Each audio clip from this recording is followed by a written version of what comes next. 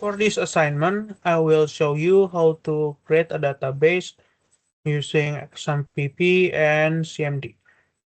First thing I'm gonna do is create a database, and I will name it laporan 1 and my student ID number, and enter. Now to check my database, I can use command show database. Enter. You can see my database has been created. Now to work inside the database I've been created, I can use command use laporan 1 and my student ID number. For this assignment, I will create database about video game store. The first table I will create is video game table. These a few variables have been created. First, I have ID game using data type varchar, which the limit is 10 because the game ID is a data type of identifier that can be constrained. And next, I have game names using text as the length of game name cannot be predetermined. Then I have genre using varchar, which the limit is 50. And next I have price, which use decimal because price doesn't always result in whole number. And the last is stock using integer because it's represent amount of items inside database. And then I will click enter. The next table I have create is customer table. And I have few variables. First is customer ID using varchar with the limit is 10. Then customer name using text data type.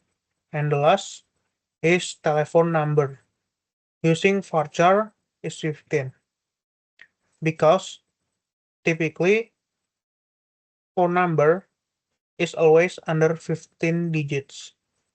Then I will click enter. The next table is transaction table, and it have few variables. First is transaction ID using varchar with the limit is 10. Then I create a transaction date using date data type. So basically these variables indicates when transaction happen. Then I have amount of transaction using integer that show amount of item in one transaction. And the last is total price using decimal because price not always result in whole number. Next is event table, consists of event ID using varchar with the limit is 10, followed by event name, which use text data type because length of the event name cannot be predetermined. Then there is start date using date data type for indicating the start of the event. And finally, end date with data type date to show when event ends. Now I will show how to add variables to already exist table. For example, I will use game table and add description variable.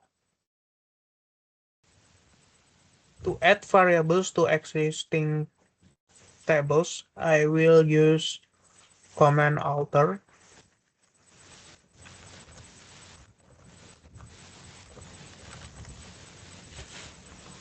And I will add description.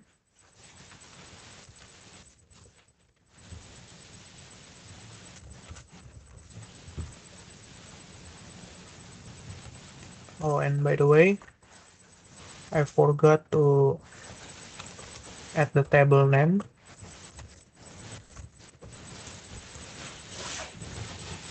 And I will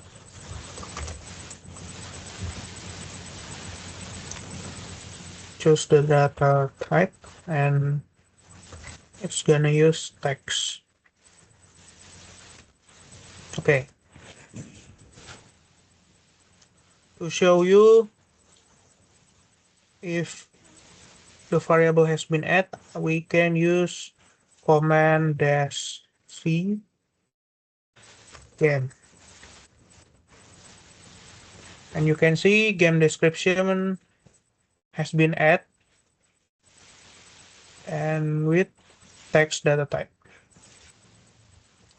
Next, I will show you how to create a primary key. First, for example, I'm gonna use game table again. So basically, I will command alter table and add the table name game, and this command add primary key, and the variables I want to become the primary key, and enter. Okay, so ID game has become the primary key. So do that to every table in this database.